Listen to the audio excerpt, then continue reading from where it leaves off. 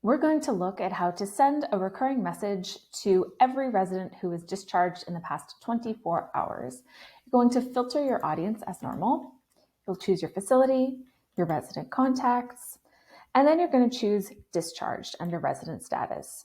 From here, you'll want to send this to every resident who was discharged a day ago, so discharged in the last 1 day.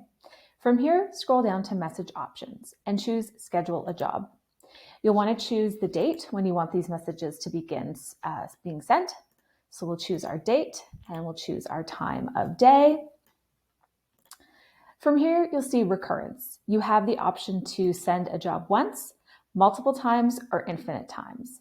For multiple times, you'll choose how many times you want it to be sent, maybe 6 times, either daily, weekly, monthly, or annually.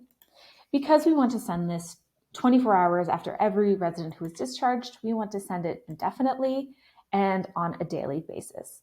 Hit apply and schedule your message to be sent.